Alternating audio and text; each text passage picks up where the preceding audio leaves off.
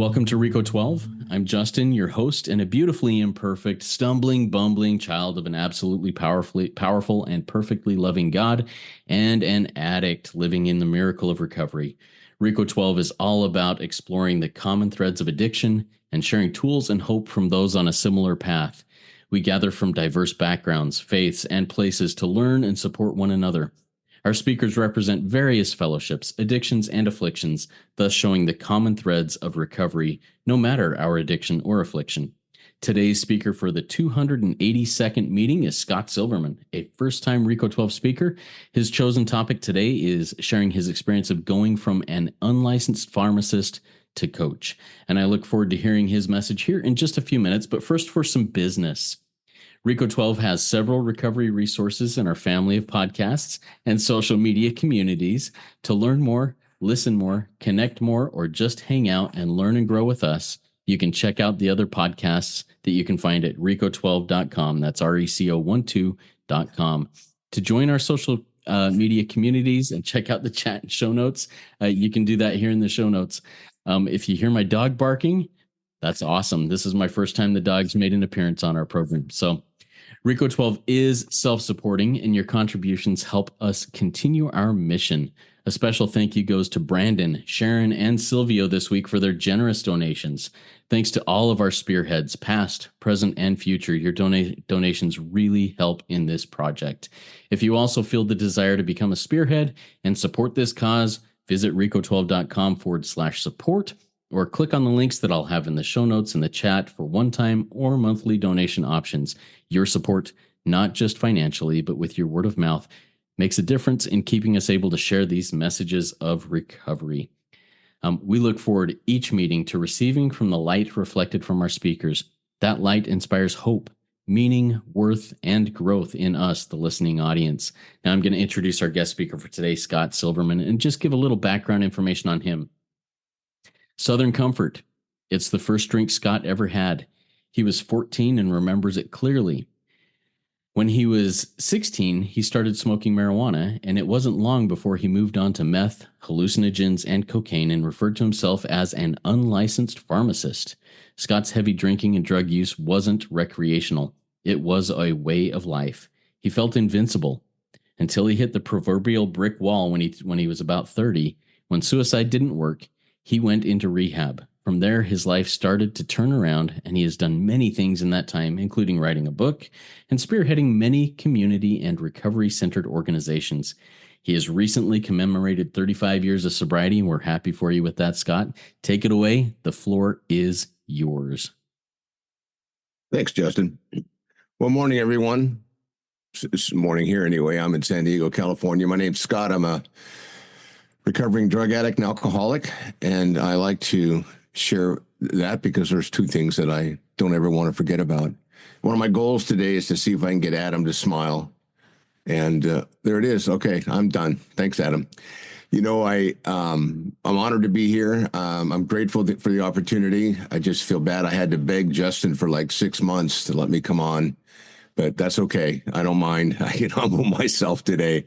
So a little bit about, what it was like for me. And I think we all have our own stories. And, I put my first middle initial and my last name there because I want to really encourage people to reach out to me. And if you Google me, my phone number's there. And if there's anything I can do, because I wake up every day trying to do whatever I can to help save lives. And I do it structurally, formally, and I'll share more about that as we go forward. So, and it's interesting, you have an older bio. If all goes well this November, it'll be 40 years. So I certainly have to update that. And it's, I've always been one of those kind of people that believed when I was born, I was brought here from another planet. And I always felt a little different. And I always believed that there was, something not quite right, or I wasn't in sync with everybody else. I grew up in a traditional family, 4 kids. I was the black sheep. I know nobody here can relate to being the black sheep. And, that's one thing I love about the fellowship is I don't know any of you, but I have a sense that if you're here, We have a lot in common, and I love that because I can't find that anywhere else on the planet. And I have a home group that I go to, and I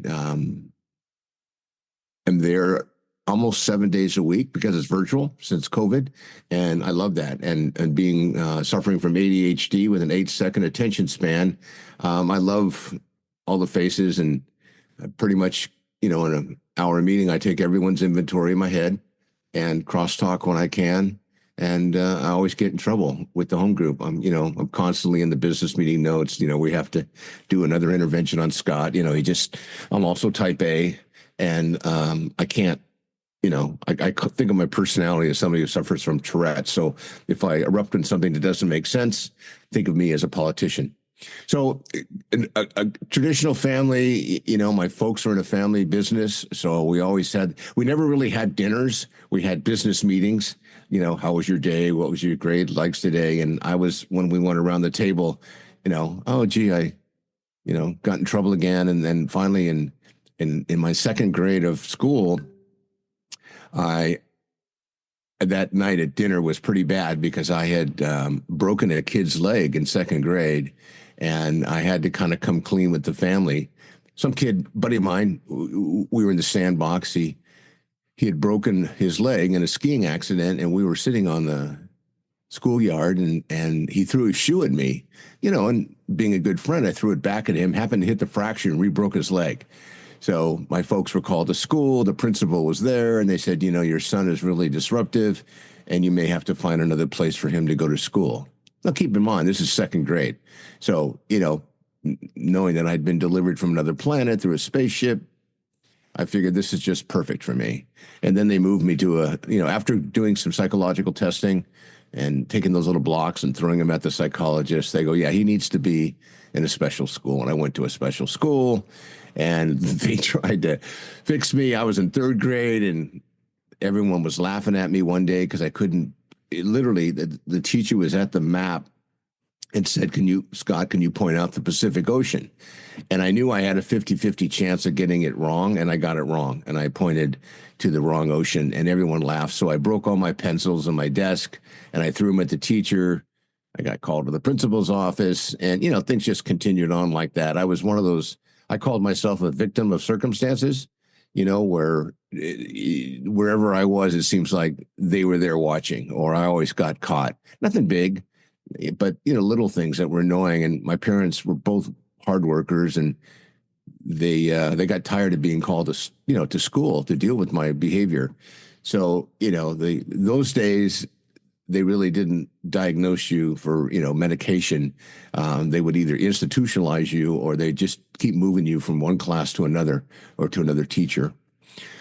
So what really got bad is in fifth grade, I developed a posse, and those classrooms in the days had these little glass clocks that, and I was in the back of the room, and I had a little hole in my desk. So I'd take little straight pins, and I would bend them over, and I would shoot them at the clock when the teacher had their back to us.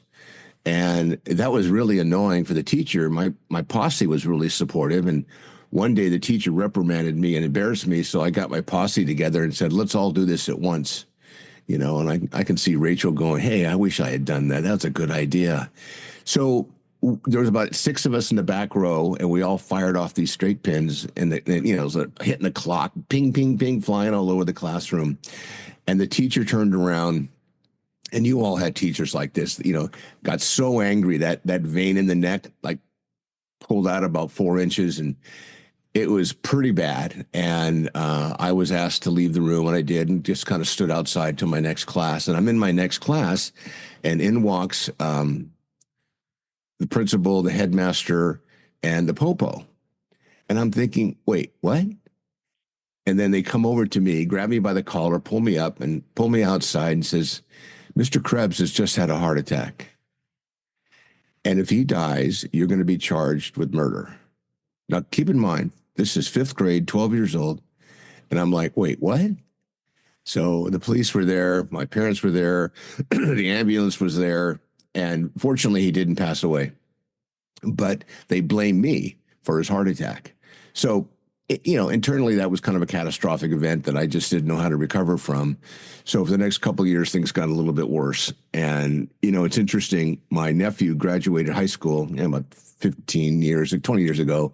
And I went to the graduation, and Mr. Bartos, which was my sixth grade teacher, happened to be being honored for retiring. So after the ceremony, I went up and said hello to him. He says, "You may not remember me. I was in your sixth grade class." Oh, you go, "Oh, yeah, I remember. You nearly killed Mr. Krebs, and everyone wanted to kick you out of school. And I fought for you. I thought it was important that, that you're just a kid and you needed something different. And we were unable to provide it at the time. So we don't really blame you." But he goes, "It was tough for a year because we had to go to a lot of meetings because of your behavior." Anyway, so that was my, elementary school years, and things continued to go on. And then eventually they sent me away to school in Arizona so I could be in the middle of the desert and hopefully keep everybody safe. And that's when I really realized that, I can't process these feelings. And just before I went away, I experimented with Southern Comfort, and I used to go to the fraternity parties around the State College area, ride my little bike up there, and in those days, 7-Eleven used to sell liquor, and I would put on a little white shirt and a tie, so I'd look older, and I bought liquor. And the nice thing about a half pint of Southern Comfort is it fits in the back pocket of a pair of 501 Levi's, and I didn't want to wait in line at the fraternity parties because that was only beer anyway. So I would jump over the fence, go to the party, and I'd basically be shit-faced when I walked in. So I really enjoyed that feeling, that numbing that I got. And then I had to go away to boys' school. And then I met a guy who I brought home for the summer who was a consumer of hallucinogens. So he brought a bunch with him, and I was introduced to hallucinogens when I was 15 going on 16, and then started to experiment with marijuana like some of us do. But marijuana back in those days, it was basically hemp. It was rope. It really wasn't too potent. So I moved into methamphetamine, and then that's when I became an unlicensed pharmacist. It's interesting because whenever I introduce myself that way, which isn't often, but sometimes, and people don't understand what that means. And they said, "How could you be a pharmacist at that age?" I said, No, unlicensed pharmacist. You guys get it because you know exactly what I'm talking about. So that was just something I did. And being close to the border, we used to get methamphetamine, little White Cross Plus pills. And then I started selling them when I went into high school. But I was pretty smart. I thought I was a pretty smart drug distributor. I'd put 5 hits in a little piece of foil, and I'd sell, put them in the men's room on the urinal, and people would leave me $1, and I would, replenish the inventory whenever I could throughout the day. And I shared that to say because literally 10 years ago, I went to a buddy's high school reunion party, and I'm talking to this guy, and we're talking, and he said, "What year did you graduate?" And we were about a year apart. And he said, "How come I never met you?" I said, "Well, I was on the other side of campus. I was, selling methamphetamine." And he says, "Were you the guy that used to wrap them in foil and put them on the urinal?" I mean, we're talking about 35 years late, 40 years later. And I say, "Yeah, that was me." He goes, "Oh my God, I was one of your biggest customers." So, it's interesting. You stay alive long enough, the things that come back around to haunt you. And we just had a big laugh about it. And from there, my substance abuse and drinking really just amplified. And I loved Southern Comfort because if you think about it, well, you don't have to think about it. I'll tell you, Southern Comfort, it goes with everything. And what I found is, and I never really was one of those people that got hangovers. I wasn't one of those people just didn't get hangovers. But sometimes I'd have to do something, and I got good at putting my finger down my throat when I had too much to drink because I was either dizzy or feeling sick. And Southern Comfort really didn't taste that bad coming back up. And I couldn't say that about vodka or gin or beer or wine. So I love Southern Comfort. And I wrote him a letter because I saw back in the day, Janis Joplin got a fur coat on stage, and she had a big fifth in her hand talking about how Southern Comfort gave her the coat. So when I sent my letter, and I had a picture, because just to give you an idea of my commitment to my disease, I had my license plate. This was they just started to do personal license plates, and I had a license plate called SoComf made, and I sent a picture to Southern Comfort. So I got, a couple dozen T-shirts, a bunch of glasses, coasters, and they thanked me for my patronage, and I wrote back and said, can I get a gift certificate to get some liquor at a local store? They go, no, we don't do that. So I was pretty excited, and, I was a happy hour drinker. Well, I wasn't a happy hour drinker. I drank also at happy hour. And I was one of those guys, if you ever saw the shows, Cheers, where I celebrated, 45 consecutive happy hours. And one night I walked in and the whole bar stood up and was toasting me. And I'm thinking, God, I finally reached my level of success that I couldn't get in other parts of my life. I was a mad ass, consumer. And then I moved into other liquor when I shifted over to cocaine. And then I saw a band one night playing, and the lead singer took a shot of tequila through his nose. And I thought, wow, I didn't know you could do that. So I started drinking tequila through my nose. I don't know why. I just, when I look back and I have these opportunities to talk about my past and I reflect, I feel guilty for a little while. And then I'll have to call my sponsor later and figure things out, because it's kind of scary what I was doing, in my opinion. And I really feel grateful, that I'm still alive. And I was one of those alcoholics that just thought, the way I drink, the way I use, if I could live to 30, I'd be happy, and I turned 70 this year. So, and I'm on Medicare, which means my copay is really low. And so, it's the little things as you get older, you get excited about. So my substance abuse and alcohol continued to grow, and I moved into hallucinogens. And that was spectacular. I mean, in my opinion, LSD and mescaline was, and I suffer from grandiosity and terminal uniqueness. So I made friends with people whose families worked at pharmacies, so I could get, as pure a product as possible. And I used to get deliveries from this liquor store. And it turned out this guy, his dad was a pharmacist. So we traded methamphetamine and marijuana, and he brought in liquor. And once I got to know him a little bit, we actually broke into his dad's pharmacy one night. We took some pharmaceutical cocaine out of the safe because he had the combination. And go to any lengths. I went to any lengths, and it continued in my 20s. And I just, I continued to work. I was working full time, had what I considered to be normal relationships. But something was obviously a little off, because why did I need to anesthetize myself on a daily basis? But those are not questions I was asking at the time. And about in my early 20s, I decided I better go see somebody. Oh, let me back up. When I was 17, just before graduating high school, it was suggested I go see a psychologist to see what was going on with me. And I did. And this psychologist said to me, you appear to be such a loser.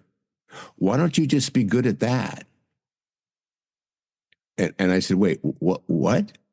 He goes, well, everything you've told me, it's like you're not successful. So why don't you just be a successful loser?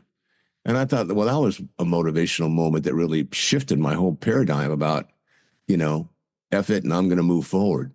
So I'm using the word F it because Justin said that profanity sometimes might offend somebody. I really don't friggin' care, but you never know who's going to listen. And with my luck, it'll be some knucklehead from my high school I owe money to. And he go, oh yeah, I recognize your profanity. That's why I called you. Can I have my $20 back?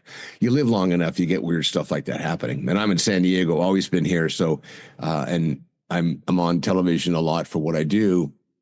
And I get those calls from people from high school, and not junior high, but high school. You go, yeah, man, it's good to see you're live. Thanks for your message. Other people want to know where their product is. And I said, I can't go back that far.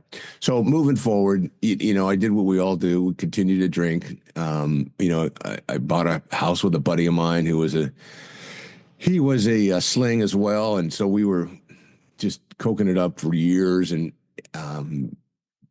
fast forwarding, I went to New York on a business trip, and I had a week of blackouts. It was just horrible. Got in a fight in a bar, and then we got there on a Sunday. So we were leaving on Friday, and Thursday night, something happened. I don't know. I really don't have strong recall around it, but I was one of those drunks that, I was in a 3-piece suit with a raincoat on, literally passed out in the street, in the gutter. And during those days, because I was working at the corporation, I had a badge that said corporate security, but it was gold and silver. And being passed out, who picks you up? Law enforcement. So because I had that badge, they didn't arrest me because they thought I was law enforcement. There happened to be, and I know all this because I was told after the fact by the staff at the hotel. So they put me in the back of their car, took me to the hotel. They got a luggage rack and wheeled me up to my room. And, about 4:30 in the morning, I woke up and I had my wedding ring was on my other hand and I had knots in my head and and I couldn't find, I went to, because I knew I was leaving that day. I went to grab my ticket and my traveler's checks. That's what we used to use in the old days. And I couldn't find them. And I should point out that I had gotten married when I was 28. So the last 2 years of my drinking and using, my wife, who's still with me, I have to pay her an annual fee for that to hang out and a weekly allowance if she gets it. She's been a great supporter and she actually saved my life. And we're really, really good friends. And we just celebrated 42 years of marriage. So, and she's gone this weekend, which is kind of cool because I'm eating donuts and I had bagels and I'm going to have pizza later. And, and I'm busting out and taking care of the dogs and might go to the casino later. Don't tell anybody. So after they picked me up and I woke up that night, I went downstairs. I called and I said, look, this is, Scott Silverman. I can't find, I think I was Rob. And they go, oh, Mr. Silverman, we've all been waiting for you to wake up. Please come see us as soon as possible. Go downstairs, turn me over to security. Security gives me back my, traveler's checks, my ID and my airline ticket and said, we would like to invite you to never, ever come back to this hotel. We have never seen a guest act like this ever. I said, really? Well, I can introduce you to some people if you want them to stay here. So I really felt bad. And I was in my last outfit of clothes and I stunk of beer and alcohol and went to work. And that morning I was at this guy's office on the 44th floor with 8 of my colleagues. And, I was a vice president at the time. So I hadn't seen anybody all week. I literally just drank the whole week. And because I thought, well, here's my time out of town and nobody's watching. And it was pretty bad because one of them shared with me what the team was saying. And so I went to this guy's office and I just thought, you know what? There's no way I'm recovering from this. There is no way I'm going to be able to explain this one. And, it was hot. I was sweaty. That time when you get so much alcohol in you, it's like all your pores are just exuding the fragrance of what you had the day before, the night before. So I went to the window just to catch some air and I'm sitting on the ledge and the window was open a little bit. And I thought, you know what? If I just lean back and close my eyes, it would all be over. I wouldn't have to explain anymore. I wouldn't have to justify my behavior. I wouldn't, we used to go to parties like people do. And every Sunday, my wife would give me a list of people I have to call and apologize to because of my behavior. She was a really good enabler. And I was done. I was finished. And I started to inch my way to the ledge and I was ready and prepared to take my own life. And in the back of my head, I have a Jewish mother and I'm Jewish and talk about that in a second with the spiritual part of the program because that was weird. I'm ready to go. And I hear my mother say, suicide is selfish. And then I thought about my wife. And then this guy walks in this office and he says, what are you doing, man? You're going to fall out the window. So I said, no, I'm just catching some air. And then he goes, okay, we're going to get the meeting started. Please join us. And he closed the door and I took a deep breath and decided, you know what? This was my divine intervention. This is a guy that said, don't fall out the window. And I came inside, I started to cry. I broke down and I called my wife. And I think it was 4 a.m. here in the West Coast. And I said, I'm going to take Gary's advice. I want help. So I went in and apologized to everybody and said, I got to go. And I went to the airport hours early, flew home. And then when I got home, I broke everything down for my wife. She knew everything. And then I talked to my family. And the next morning, I went into rehab. Now, keep in mind, you don't have to keep in mind. I'll just tell you, you can do whatever you want with it. I had never thought about Alcoholics Anonymous. I never really thought I had a drinking problem. I just believed that I had a problem with depression. And I remember the psychiatrist I was seeing was giving me Vistarol and Restorol, which is what they give you. It's like a synthetic marijuana to calm you down. They still have it out there, I believe. So I never, and when I got there, they gave me Valium so I wouldn't, go through too much of the detox and delirium, the DTs. And I went to a men's meeting that night in the treatment center, and I was pretty medicated. And I remember one of the old guys, said, any of the newcomers have any questions? And I remember hearing myself say something to the effect of, which translated means, how does this program work? And he goes, oh, well, it's best for you just to shut up and listen. And then a couple minutes go by, and he said, anyone have any questions? I said, I don't understand. So he said, shut the effing up and listen. Take the cotton out of your ears and stick it in your mouth. That was the very first message I heard in Alcoholics Anonymous. And I thought, well, I can't tell if the guy loves me or hates me. And, a couple of days later, I'm starting to detox a little bit. And there's a lot of, the fog is starting to lift a little bit. And then I'm in group, I'm acting out, doing what I normally do, got in trouble. When the director of a program pulls you aside and says, your behavior is not appropriate. If you really want to get sober and you want to get clean, you're going to have to take suggestions. And I thought, okay, I thought I was. And one day, the head therapist came to me and says, look, out in front of this building in the parking lot, which we walk around every day, there's names of the staff, the people that really are here doing their job. And your name's not out there. So I called a buddy of mine, and 2 days later he comes and he brought some stencils. We put my name on one of the little curbs. So the next day we're walking with the group, and I said to the head therapist, I go, I got my name here now. So I go to the head nurse. This is like 2 weeks into my stay. I said, I'd like to give you some feedback operationally on how you run this treatment center, because I think there's some real deficiencies. I was the vice president of operations, so I understood logistics and things. I knew everything there was to know about drinking and using. I knew nothing about sobriety. So I had a pretty good laugh. Anyway, I graduated there, took 2 years off, got state disability. I learned how to fly kites competitively. I mean, who does that? I was out at the Bay, and there were stunt kites, though. Some of you laugh, Kevlar lines, special ripstop nylon. And I was so grandiose, I was getting ready to open up a kite store. And my sponsor says, it's probably best if you just fly the kites. Don't open a store. So, I did what everyone suggested. I volunteered 20 hours a week at the treatment center. I worked the steps twice a year, every year for 10 years. I volunteered wherever I could.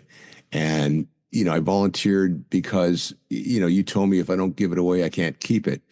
So I believe everything everyone told me to do. And then reading in the book. Oh, and my second month in recovery, I asked if the big book was in video, because I'm not a good reader. And they go, no, you have to read the book. So read the book. And I thought, oh, God. Anyway, so I did. I learned how to do it. And then, while I was in treatment, my mom and dad just asked the rabbi, our faith leader, to come visit me. So he comes to visit me, and he says, Jewish people don't have drinking problems. I said, Rabbi, I'm in a lockdown facility. I have, 2 wristbands.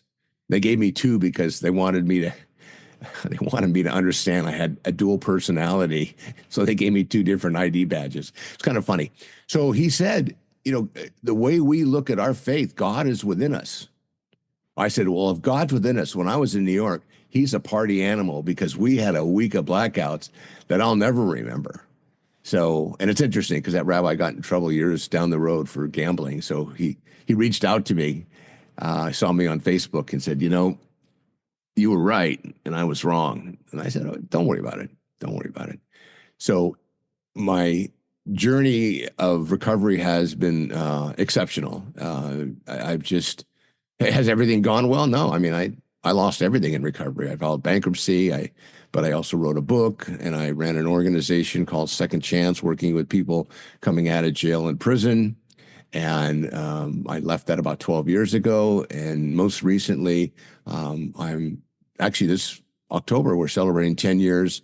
I run an organization called Confidential Recovery. We're an outpatient treatment program in network with a bunch of providers. And I'm also a crisis coach and an interventionist. So I live, eat, and breathe helping others. And I love what I do. I wrote a second book. It's called The Opioid Epidemic. It came out 2 years ago, and I'm working on my third book now. I'm real excited about it, and you'll get a kick out of the title, I hope. It's called You're Not God, That Job Is Taken.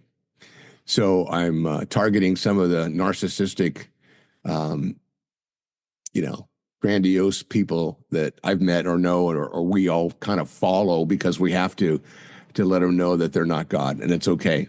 And I'm real excited about that book. And this will probably be my last one because my wife hates when I do this. I don't know why. And I asked her to proofread stuff. She goes, I know the story. I had to live it. I said, okay. Anyway, so I believe that there's always hope and help. But with my second book, The Opioid Epidemic, I've been involved with the fentanyl crisis for a long time. And because when I go to a meeting and I'm an unlicensed pharmacist, retired, of course, I bring a perspective, and I work a lot with law enforcement, criminal justice, district attorney, U.S. attorney, DEA, Homeland Security, because I'm in the fight with them.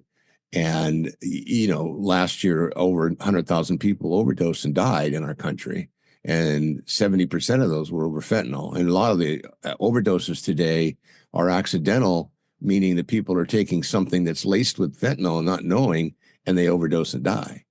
And as a subject matter expert, what that means is I've done enough research studies and worked with thousands of families. I have a good sense for what works. And I also know that, with a tough love underlying part of who I am and how I work, sometimes families just have to understand that they're only going to be able to go so far. And it's hard sometimes. And part of the reason I got into the treatment business is I was tired of going to funerals. I got tired of going to funerals, watching people die, because this is a disease just like diabetes, and it's treatable and it's manageable. And there's ways for people to get help. And I have my own podcast now. It's called Your Crisis Coach, which is my business. But for a few years, it was actually called Happy Hour because I wanted to mess with people. And because I think, my sponsor says, go to meetings when you drank. So I go to a 6:45 a.m. every day. I go to a meeting during happy hour and sometimes in the middle of the night. So, because I drank all the time. And I know today, and I'm very public about what I not public. I mean, I don't go to the rooftops and scream, but as a subject matter expert, and this is Recovery Month, Mental Health Awareness Month. I'll be doing a segment on our local TV, and if you go to you Google me, you'll see that stuff. And I don't say that to brag. I just say it that show it to somebody else. Have them call me. I know Adam right now is texting me trying to get, he wants to be first. That's okay, Adam. We'll talk a little later. I've got a commitment in half an hour, but I'm going to be available. And I always give out my phone number. I'm going to give it right now if you want it, 619-993-2738. Rachel's not writing it down because she's got to take care of the baby. But I encourage people to call, and because my attitude is, and I'm one of those people that when I put my phone number out there on TV, I always get criticized because they say, well, why would you do that? I said, well, because if people can't reach out and ask for help, how are they going to get it? And one of the things that I do is I'm a product of the 12-step fellowship. And I'm a firm believer. I've been in almost every anonymous program, CA, OA, FA, GA, if you CK, have her call me. So I understand, and I know the God thing is tough for people. And, even the people ghostwriting for me are trying to get clear on the God thing. I said, it's more of a metaphor. It's not a spiritual thing, but I have a tremendous spiritual program today. And I maintain parallel, a tradition of faith as a Jewish person. But so I have a higher power and a God, which, they tend to take turns messing with me, and I don't mind that. So I go where I'm most comfortable, and where I'm most comfortable is here with you guys. So anyway, that's my story. I'm sticking to it because it's in writing, and I'm honored to be here today, simply because my home group won't let me lead, and I just found out that they want me to lead next Thursday. So clearly, they've all turned the corner and gotten their medication adjusted, so they're welcoming me back in that role. But I hope that from something I've shared today resonates with you, and if it doesn't, it's your friggin' problem. Love it, Scott. Oh, you got me laughing several times there. Thank you so much for sharing your experience, strength, hope, your story. Very powerful. Very, you had pretty low lows, and just appreciate you sharing that. I've written down several questions here. If anybody in the live audience has a question for Scott, put that in the chat. If you want to maintain anonymity without me mentioning your first name, just say anonymous, please. But I'll ask those questions as they come in. First question I have for you, Scott, though. You talked about taking suggestions. You said, what you need to learn how to take suggestions is what they told you there in your rehab. What does taking suggestions look like to you today as you walk this path of continued recovery? You sound so political, Justin. I like that. A suggestion for me, is kind of my first message that, listen. I mean, when I tell parents today, they said, "What's your best advice?" Shut up. Listen to your child. Well, I listen to them all the time. I go, no, you probably don't. By the way, I hope nobody minds if I smoke. I'm having a celebratory cigar this morning because I'm celebrating Rachel and Lisa's paying attention. I'm a body language expert, by the way, so I can tell if you're watching, if you're paying attention. I think the idea of taking a suggestion is just simply being open and listening to somebody else. You don't have to do it. You just, I like the idea of leasing an idea rather than buying one, and using that metaphor. But I think it's important because my best thinking got me here. And I think of my mind as a bad neighborhood. I never go there alone. So for me, it's just simply, but what I do today that I didn't used to do, I'd ask people, are you okay with some feedback? Can I get your permission to share with you? Unless they're just screaming and up and in my face, then I just have to tell them to back up a little bit, and hopefully they'll be willing to listen. I'm also a homeless provider, and we have a huge problem here in California, huge.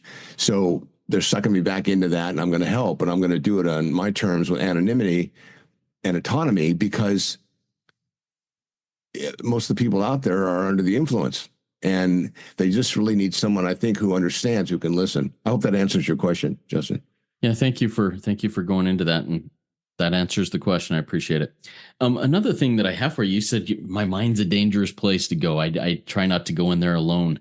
How important is that support system around you? What does that support system look like to you today, 40 years into recovery?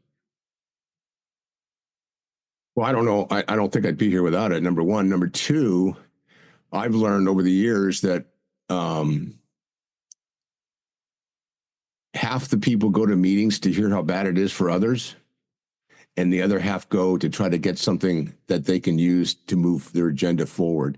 So for me, some meetings, I listen and I go, oh my God, I can't listen to this piss and moaning. So I go in the chat and go, please call 1-800-WHAM-WHAM when you get done with the meeting, or call your sponsor, or call me. But I hesitate when I do that because I never know who I'm talking to or where they're at with what's going on. So for me, the fellowship helps me get the balance. It puts that third leg on the stool. It reinforces the fact that I'm not God. It also allows me it gives me permission to, it's in my first book, I talk about it. It's okay not to be okay some days. And the fact that I'm in recovery and I can feel my feelings and give myself permission to feel the feelings, bad, good, sad, glad, doesn't matter. then I know this too shall pass. So that's what I get in the fellowship is those reminders. And it may be somebody who's only got a day. I mean, I used to go to this NA meeting for years. They called it brown bag nooner. And the person who used the night before would always be the leader of the meeting. And I always thought, I don't ever want to lead this meeting. But I went to that meeting because I wanted to hear, what was going on. I mean, I'm a relapse expert as well. And I know that relapse, it's not a flip that's a switch that flips. It's something that happens over time. So. Yeah. And, you just mentioned something there, Scott, that I'd like to dive a little bit further into. You mentioned that, well, shoot, it's gone. So maybe I don't want to dive into it any further. It'll come back to me soon. But I do have another question here that I'd like to ask you. You've been married 42 years now. You got married 2 years before you went into recovery, went into rehab, and spent a couple of years really just diving deep into that. And this is your wife's story, but I'd like to hear just a little bit of your perspective of it. What has her recovery looked like over the last 40 years? Well, in my opinion, she's done it wrong. So, but I think one of the things that we learned in the beginning, because I stayed in the structured part of treatment, there was like a family week. And in the family week, everyone it's kind of like a reverse intervention. They're all sitting there trying to get real and get honest. And part of the learning process in the family week was to let the family know it wasn't their fault that I have this disease. It's just like it's not your fault if you have diabetes or you break a leg or you have a bad liver or, you have an infection in your eye. I mean, maybe you could have done something different, washed your hands, but it happened. I mean, COVID gave us all a clear understanding that no matter who you are, no matter where you are, you could get this sickness. And a lot of people died of it. So I think what we did was she went and worked her program, which she was instructed to do, and she did it. And I did mine. And then we came together and we worked together on it. And, you've seen me for a few minutes now, and some of you are wondering, how the hell would anybody live with that guy? But I am a lot of fun on long trips and motorhomes. So we just, we're going through it this week. I mean, she went to the store. That's what do you want? Can you get me some popsicles? But don't get me the sugar-free ones. She goes, I won't. I know better. So anyway, she brought home sugar-free popsicles. I mean, how friggin' hard is that? So she's out of town. She's up north at a baby shower. So I sent her a picture. I go, you swore to me. You absolutely swore to me. You double, triple checked, and you still bought. And not that she wants me to eat sugar-free popsicles, because she doesn't care. It's a popsicle. How many calories can be in a popsicle? Anyway, she says, I don't understand what happened. So she doesn't own her shit anymore. So it's easy to have these conversations. And I said, look, if you're not going to own your stuff, I'm not going to own mine. And if we're not going to, you do your side of the street, I'll do mine, then we'll just meet in the middle and hope nobody runs over us. So we work hard at what we do. We have 2 kids, two lovely ladies, both single. And I'm not promoting that. I'm just happy because I feel like I need to intervene on that, So whenever they bring a guy over, I always try to bring a couple guns out and clean them like it's something I do every day. What's wrong with your dad? Why is he cleaning his guns at the dinner table? He's out of control. We can't control him. So, and both my kids never saw me under the influence, which is nice. And they're going to be coming to my Zoom 40th, and we're going to let them all share, which, the format of the meeting won't allow it. But, one day, just real quick side story, my first book, Tell Me No, I Dare You, one of my buddies at the home group held up the book in front of his forehead at the meeting, said, if you haven't read Scott's books, you have to do that. So, a couple of real die-hard principle fanatics reported me to the GSR. And then the GSR took it up to state level. And then I got a phone call from the state GSR. We're going to be in San Diego. We'd like to talk to you about your book because you've broken the traditions. And I thought, okay. So these two nice ladies come to visit me. We go out for coffee, and in the book, I say that I'm in recovery. And the principles say you're not supposed to say that. I get it because you don't want someone else to, feel like something might happen to them if they get honest about it. And I have a little thing about the fellowship. If we keep everything a secret, how do we help everybody?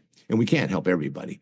So anyway, in the meantime, because it had become such a controversy, somebody sent my book back to AA Central in New York. And then my GSR got a letter. And he argued for me, so I got out, but he said, "Hey, Scott, thanks. You got us on the national board. We've been trying to get there for years." And it turns out the ladies that sat with me about the book I said, "Look, how do we fix this? How about if I give you both an autographed copy?"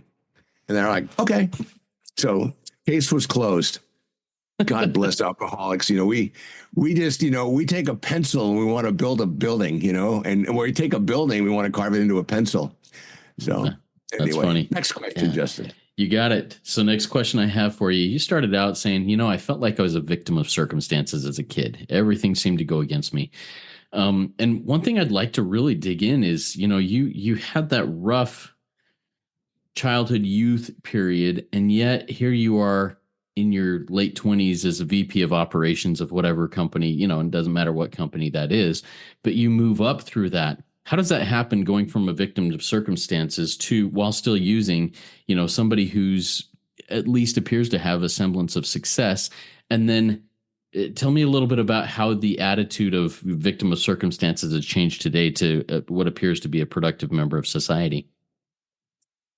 Well, it's just a simple thing. Like when I came back from boys' school, I'm in I went into summer school to try to make up. I had like a B minus, C plus grade point average, and I went to this special school, military school in Arizona. I came back, I had an F average, and so I went to summer school to try to bring my F up to a D minus.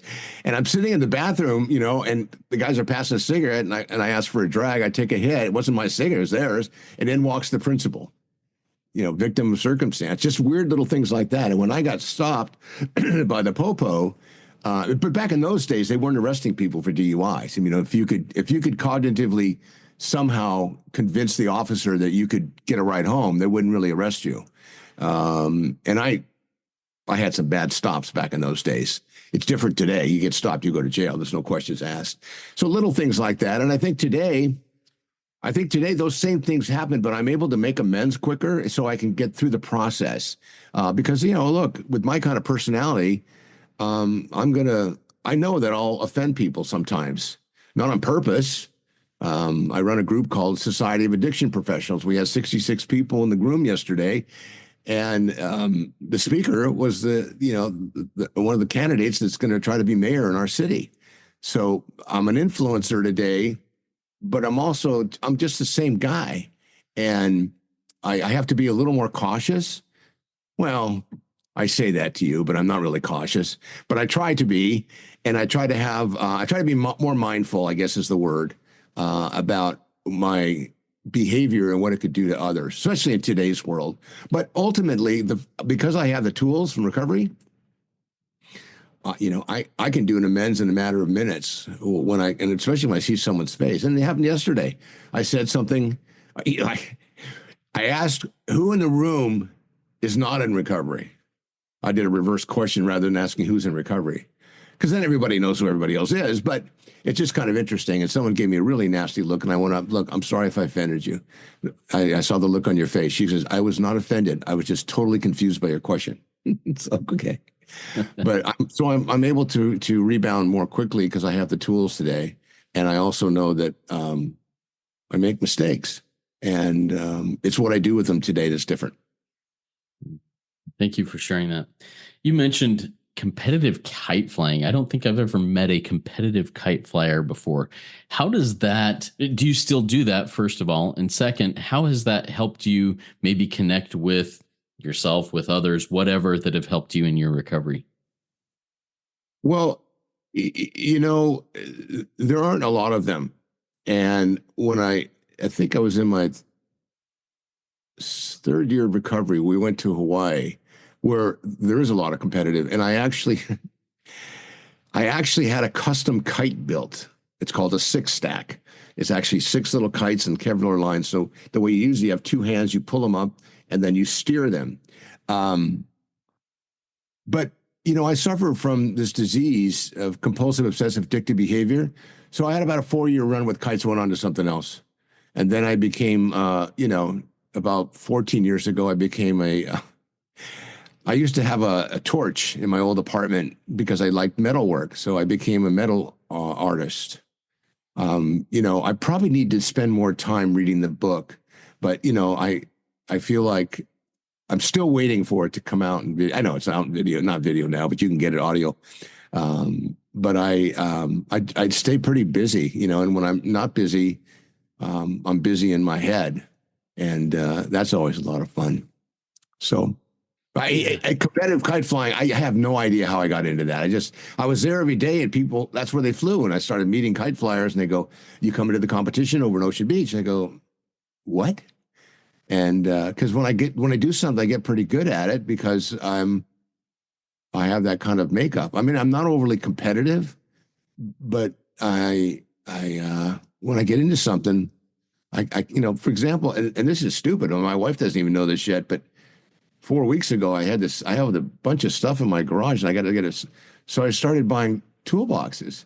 I mean, how many toolboxes somebody did? And yesterday, 2 more came in. So now I have 7 new toolboxes I got on sale. And I can't explain that. I'm not really sure. It just, it's part of my makeup, Lisa gets it. She's like, I'm going to get a toolbox. And I got like a yellow one and I got a really cool, like, a really cool blue one, and I got a red one, and I can't explain it. And I'm not sending them back because I have a bunch of stuff. I'll fill them up. But then I realized once I put them in there, if I don't label it, I won't know what's there. So I'm not sure if I'm getting more clear-headed or, some timers is kicking in. Yeah. So some timers, I like that. We have a question that just came in from the live audience, an anonymous member saying, hey, being too cautious. This person says, I'm being too cautious. Having a personality like Scott's might isolate one due to the fear of offending people. So here's the question. How do I overcome the fear to offend people when I talk if I have your type of personality? Is it worth it to try and overcome that fear and really speak your mind in this type of climate in today's world? What does that even mean? My type of personality? Who said that? Put them on. Mario. Okay, Mario. There we go. Call me offline. We'll talk more about it. I think sometimes I have a heightened self-awareness and I may be getting a little paranoid, like I say, I don't like, my head's like a, bad neighborhood. I never go there alone. I think it's important just to self-awareness and be mindful and it's okay. And then if for some reason, you cross a boundary or irritate somebody or, you seem like kind of a quiet guy, we'd probably never get along, or maybe opposites attract and we'd be best buddies. So I would just say, follow your heart, be yourself. I tell that to people all the time because you know what? I found out in my book, when my research, when people are told no, 7 out of 10 people will stop doing what they're doing. They'll just go, okay, I'm done. And I think we're listening to, not to be political, but Kamala Harris is talking about, be yourself. Do what you follow your heart. And I love the concept because for so long we were numbing ourselves. Let me rephrase. I was numbing myself for so long and I never knew why. And I would numb myself when it was a beautiful day and a perfect day. It wouldn't matter. Good, bad, or sad. I was under the influence because I didn't know how to process my feelings. And I've learned a little bit more about that. But the longer I'm here, the less I know. Very good. Thank you. So before we wrap it up, do you have any final words of wisdom for us? Well, first of all, don't fuck it up unless you have to. But no, I'm teasing. I don't raise you want to hear that. So I guess my message is there's always hope and help. There's always hope and help. No matter where you feel you are on the ladder of life, there's always another rung. And, and if you're not happy with your ladder, get another one or go to a step stool or, climb up a wall. don't let anybody get in your way. And know that, if no one's told you lately they love you, I love you. And I think that's a message that hopefully, you can put on like a old beat up sweater. And Mario's thinking, oh, I got an old beat up sweater. I'm putting that thing on. It's okay to be not okay, because eventually you'll get to be okay. By whose definition? Who friggin' cares? As long as you feel okay. Thank you so much. I really appreciate that, Scott. Fantastic Rico 12 weekly speaker meeting. If anybody else has any questions or would like to get in contact with Scott, he did share his phone number here. You can also reach out to me at rico12pod@gmail.com, and I can get you connected with him if you didn't get that phone number as you were going along. And I'd be happy to connect you with Scott. Next week, we're looking forward to it. We have another first-time speaker, but this person is a long-time supporter and listener of Rico 12. I think since day one, she's been sending me emails regularly about things. It's Liza Love, and I'm really excited to hear from her. Her topic will be formulas, dictionaries, and mind movies, and I'm looking forward to hearing what that means and what that's going to look like. Her energy is high and her experience, strength, and hope is great. So look forward to seeing her here next week, and hopefully all of you. Now let's launch off into the rest of our day with the Serenity Prayer that Scott will say for us. You want me to do it in Hebrew, or should I do it in English? Do it in Hebrew if you got it in Hebrew. Yeah, that would be awesome. I can't do that. I just thought I'd offer up. Awesome. Okay, do it in English then. I'll give you what I got. All right. So please, if you would, feel free to join me. Don't join me. Just don't judge me. So a moment of silence for those who still suffer, followed by the Serenity Prayer. So God, grant me this serenity to accept the things I cannot change, the courage to change the things I can, and the wisdom to know the difference. Awesome. Thank you so much, Scott. Remember, everybody, there's one who has all power. That one is God. May you find God now, whatever that looks like to you. Keep coming back. Come all the way in, sit all the way down. Let's trudge this road of happy destiny together. Work it. You are worth it.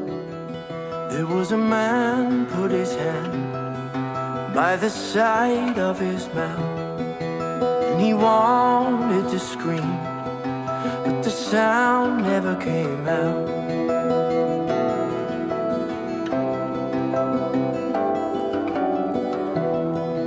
So he reached for the bottle to wash the pain away, 'cause what he wanted so badly was to live a different way.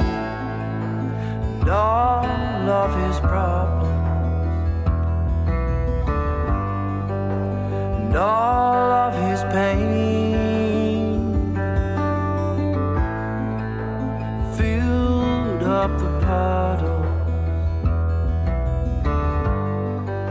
and rose with the rain. His ship kept on sinking to the bottom of the lake.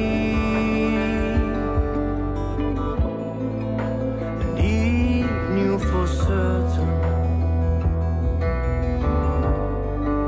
that he was just a fake, just a fake. Was a man put his hand by the side of his mouth,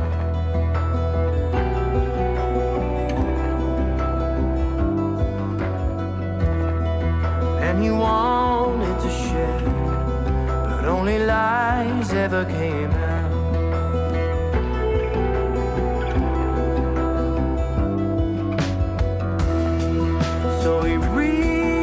For the needle to numb the pain inside,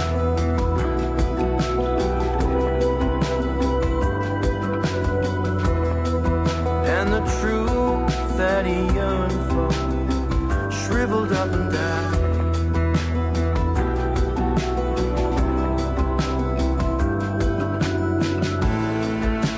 And all of his problems, all of his pain filled up the puddle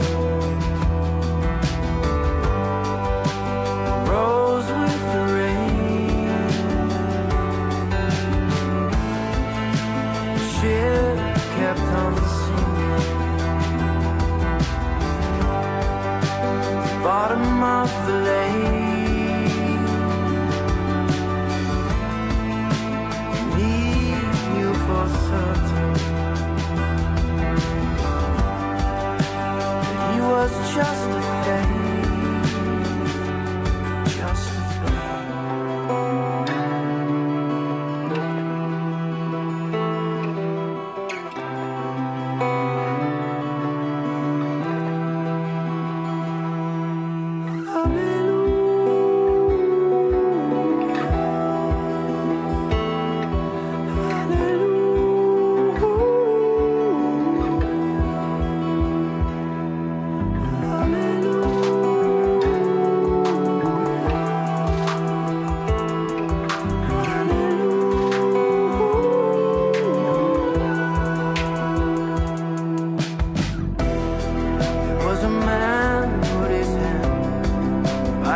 side of his mouth as he read from the book, only truth spilled out.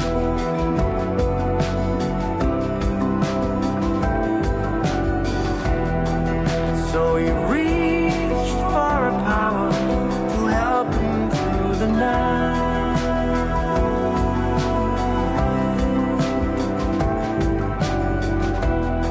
'Cause what lives in the darkness dies in the night.